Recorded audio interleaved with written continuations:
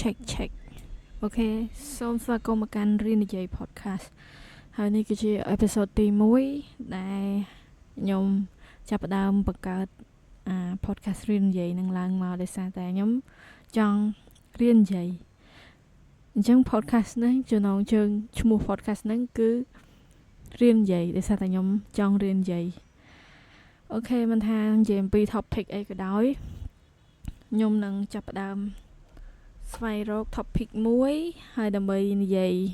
ខ្ញុំចង់ដឹងថាការនិយាយរបស់ខ្ញុំនឹងវាមានលក្ខណៈបែបណាតែគំនិតរបស់ខ្ញុំនឹងវាចាល់ឬក៏អត់ឬក៏ topic នីមួយៗដែលខ្ញុំដកស្រង់ចេញមកគឺ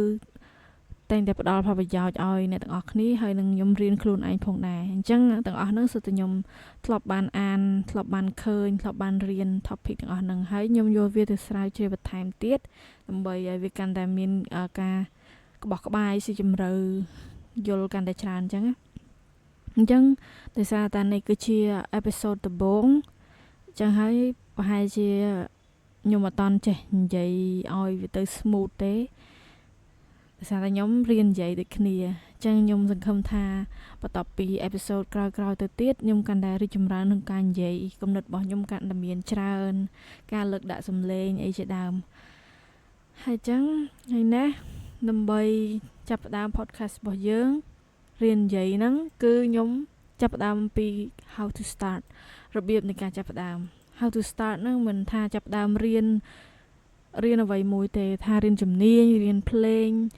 រៀនមុខវិជ្ជាណាដែលយើងចង់ចេះចង់ដឹងនិយាយទៅរៀនគឺពាក្យថារៀនមួយម៉ាត់គឺវា like endlessly វារៀនគ្មានទីបញ្ចប់វាអត់មានវាអនន្តនិយមន័យរបស់វាអនន្តគឺគ្មានអីទៅ define វាអត់មានអីទៅ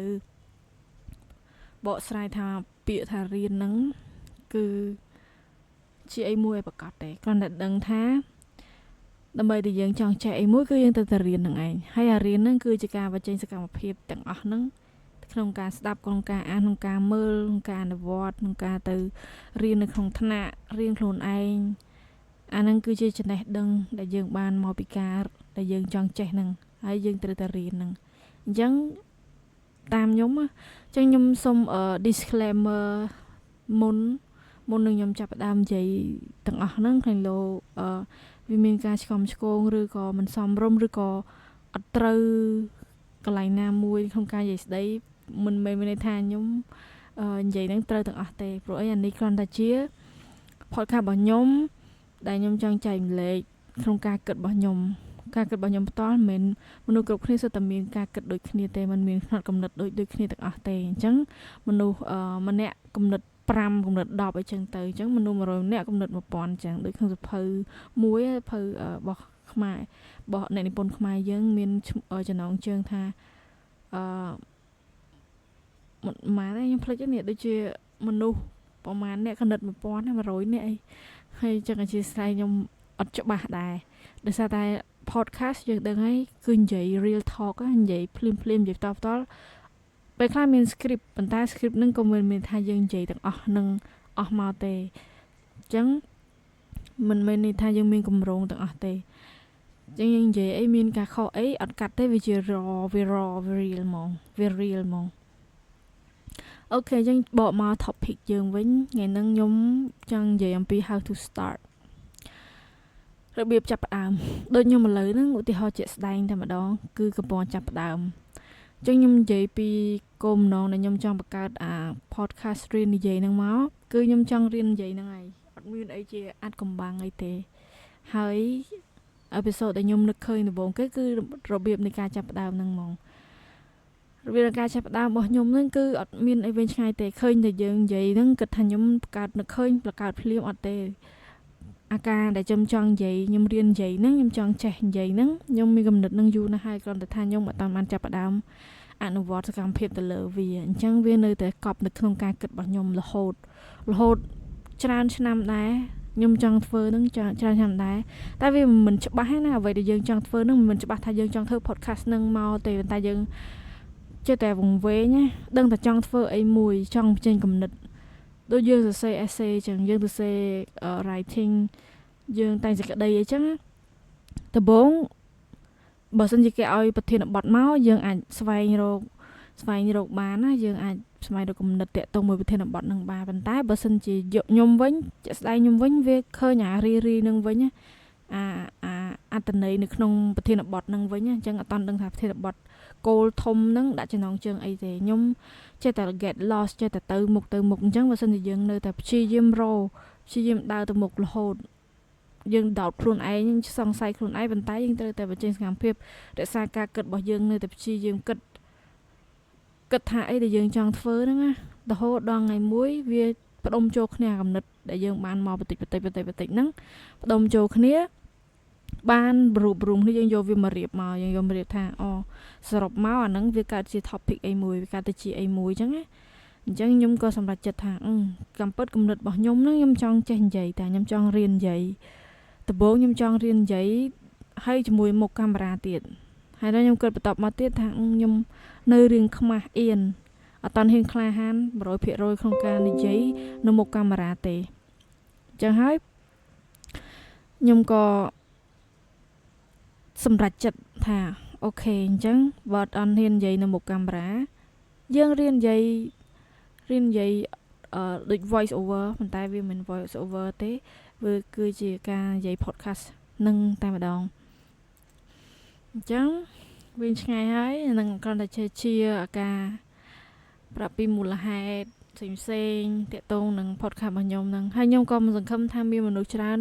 ក្នុងការស្ដាប់វាដែរហើយខ្ញុំក៏អត់ខ្វល់អីដែរដោយសារតែយើងទៅចាប់ផ្ដើមទោះបីជាយើងមិនតាន់បានមានអីជាដុំកំភួនអីក៏យើងបានឈ្នះខ្លួនឯងដែលយើងបានបង្កើតវាឡើងហ្នឹងទុកមើលខ្លួនឯងក៏វាគឺជាការរៀនដែរព្រោះអីតែយើងកាន់តែនិយាយយើងកាន់តែមានគំនិតកាន់តែច្រើនអាហ្នឹងឯងជាមូលហេតុធំជាងគេតែមូលហេតុដែលខ្ញុំបង្កើតអា podcast ហ្នឹងឡើងចាហ្នឹងជារបៀបចាប់ផ្ដើមនេះមួយទៀតគឺបើសិនជាយើងមានកប់គំនិតទាំងអស់ទុកទៅក្នុងការគិតយើងអត់ចាប់ផ្ដើមចេញសកម្មភាព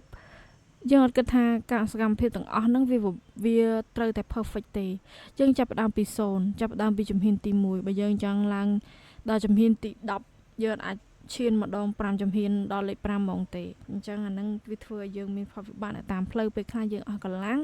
យើងឈប់នៅតាមផ្លូវអញ្ចឹងយើងស៊ូចាប់ផ្ដើមបន្តិចម្ដងវិញដោយពាក្យស្លោកខ្មែរយើងថាសឹមក៏បំបោលណាក្រែងមិនដល់ដោយប្រាថ្នាអញ្ចឹងយើងព្យាយាមទៅម្ដងបន្តិចទៅទោះបីមួយថ្ងៃហ្នឹងមិនបានមួយជំហានក៏វាបានពាក់កណ្ដាលជំហានអីចឹងដែរអញ្ចឹងយើងចាប់ផ្ដើមពី 1% ឡើងទៅហើយបន្តមកទៀតចំណុចទី2ខ្ញុំចង់និយាយពាក់ព័ន្ធជាមួយការភ័យខ្លាចនៅក្នុងចាប់ផ្ដើមហ្នឹងយើងជាតែភ័យខ្លាចថាខ្លាចបរាជ័យខ្លាចខ្មាស់គេខ្លាចគេសើចចំអកខ្មាស់ខ្លួនឯងអាហ្នឹងវាគឺជា self doubt ណាហ្នឹងវាសង្ស័យខ្លួនឯងទេហើយគ្មានណាគេខ្វាយខ្វល់មួយជីវិតយើងទេហើយហេតុអីត្រូវខ្លាចនឹងការបរាជ័យខ្លាចអីនឹងការរិះគន់ព្រោះអីនៅលើโลกនេះគ្មានអី perfect ទេបើយើងនៅតែគិតថាខ្លាចគេថាចេះខ្លាចគេថាចោះអញ្ចឹងយើងគ្មានថ្ងៃចាប់ផ្ដើមទេវានៅតែក្នុងការគិតនឹងហើយយើងអត់មានបានព្យាយាមហើយនៅពេលដែលយើងនៅតែគិតសម័យវាឬក៏បោះបង់វាចោលតែម្ដងវាធ្វើឲ្យយើងខាតពេលវាធ្វើឲ្យយើងមានថាដកអ្វីមួយយ៉ាងចេញពីខ្លួនរបស់យើងអញ្ចឹងយើងអត់មិនបាច់ខ្វល់ទេ who care អត់មានណាគេខ្វល់មួយយើងទេអ្នកដទៃគេខ្វល់តែពីជីវិតរបស់គេដូចគ្នាហើយបើទោះបីជាគេមកខ្វល់ក៏គេមិនបានទៅមកចាំមើលយើងរហូតគ្រប់ពេលដែរគេមានការងាររបស់គេធ្វើដូចគ្នាមានរឿងរបស់គេដែលត្រូវខ្វល់ដូចគ្នាមនុស្សគ្រប់គ្នាមានបញ្ហាផ្សេងគ្នារៀងខ្លួនយើងគិតតែប៉ុណ្្នឹងទៅយើងចាប់ផ្ដើមធ្វើតែរបស់យើងទៅដូចខ្ញុំអញ្ចឹងយើងកំពុងនិយាយហ្នឹងនិយាយតែម្នាក់ឯងទេខ្ញុំអត់ខ្វល់ថាណាគេនឹងមកស្ដាប់ឬ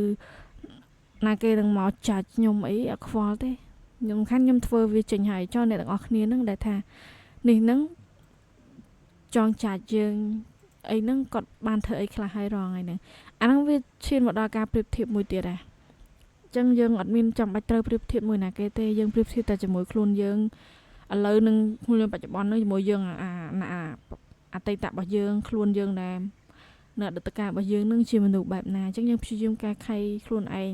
ពីបច្ចុប្បន្ននេះទៅឲ្យវាល្អទៅថ្ងៃអនាគតអញ្ចឹងទៀតណាអញ្ចឹងអាហ្នឹងវាតកតទៅជាមួយនឹង mindset របស់យើងមួយផ្នែកគំនិតការគិតរបស់យើងបើយើងគិតល្អគិតវិជ្ជមានគិតថាយើងធ្វើហ្នឹងវាគ្រាន់តែជាការចង់រីកចម្រើនចង់ចេះចង់ដឹងទេយើងគិតថាអញ្ចឹងគឺយើងអាច បន្តទៅមុខទៀតបានហើយអូខេអាហ្នឹងតេតឹងមួយផ្នែកគំនិតកុំខ្វល់ពីអ្នកដទៃហើយបន្តមកទៀតខ្ញុំចង់និយាយអំពីការចាប់ផ្ដើមឥឡូវយើងហ៊ានចូលការចាប់ផ្ដើមណាថាពេលខ្លះយើងអត់ដឹងថាចាប់ផ្ដើមនឹងមិនយើងធ្វើអីទៅណាទៅណីអីចឹងអញ្ចឹងយើងទៅតែមាន clear goal យើងមានទៅមានគោលបំណងច្បាស់លាស់ដូចខ្ញុំអញ្ចឹងគោលបំណងបានលាស់គោលបំណងរបស់ខ្ញុំគឺខ្ញុំចង់រៀននិយាយហ្នឹងហើយខ្ញុំអត់ខ្វល់ថាខ្ញុំនិយាយមកមិនទេខ្ញុំអត់តាន់ខ្វល់ទេសំខាន់ខ្ញុំរៀននិយាយសិនវាមិនដែរណាគេនិយាយមកចេញមកពាក្យជេរគេឬក៏ពាក្យមិនល្អអីទេតែខ្ញុំចាប់ផ្ដើមនេះគឺខ្ញុំគ្រាន់តែចង់រៀននិយាយខ្លួនឯងថាតើកំណត់របស់ខ្ញុំនឹងវារីកចម្រើនបានប៉ុណ្ណាពីមួយថ្ងៃទៅមួយថ្ងៃអញ្ចឹងហើយបន្តមកទៀតចាប់ផ្ដើមជំហានតូចៗដូចខ្ញុំអញ្ចឹងខ្ញុំចាប់ផ្ដើម design logo យើងបត់ចេះទេយើងស្រាវជ្រាវតាក់ទងជាមួយនឹងសួរឆាត GPT សួរ AI ទៅសម័យនេះសម័យទំនើបសម័យ AI ហើយយើងមិនបាច់ចាំជួលណាគេមកធ្វើឲ្យអស់លុយអីបើសិនជាយើងគ្រាន់តែធ្វើវាចាប់ផ្ដើមដំបូងយើងមិនទៅរកលុយអីបានពីវាទេយើងចាំបាច់ចំណាយលុយធ្វើអីដើម្បីធ្វើវាសម័យអ៊ីនធឺណិតអីក៏មានដែរអញ្ចឹងវាគ្មានអីអាចកំបាំងទេសំខាន់យើងចេះ search អត់យើងដាក់ចិត្តដាក់កាយដើម្បីក្នុងការអង្គុយចុះឲ្យ research អំពីវាអត់ជឿទៅបើសិនជាយើង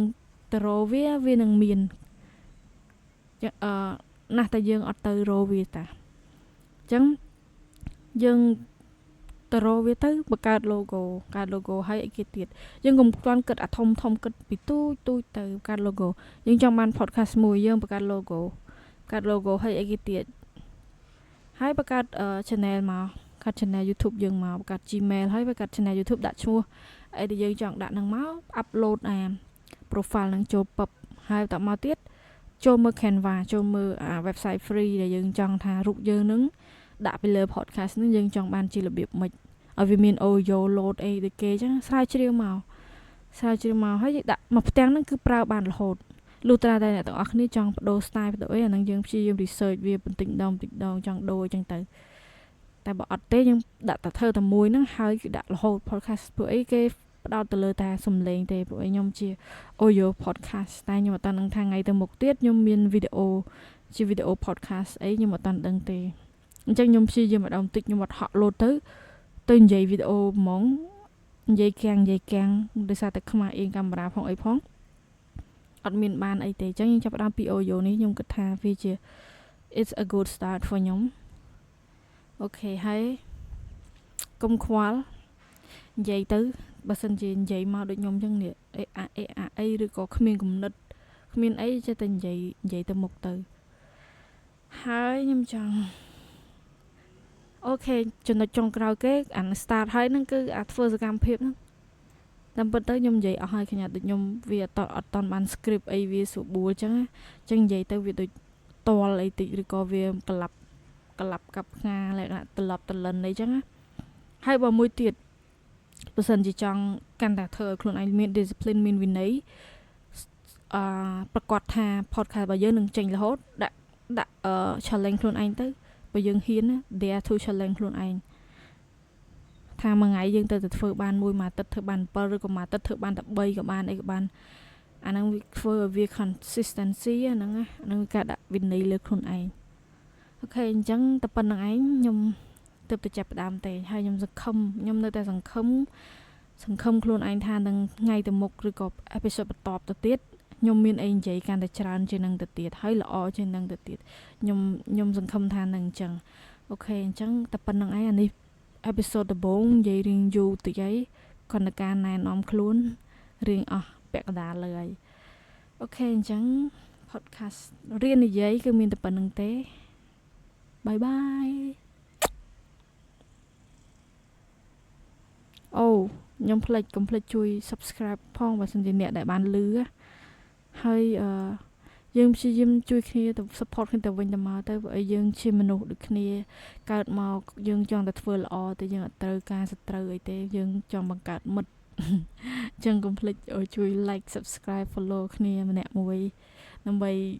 យើងធ្វើទៅមុខទៀតបាយ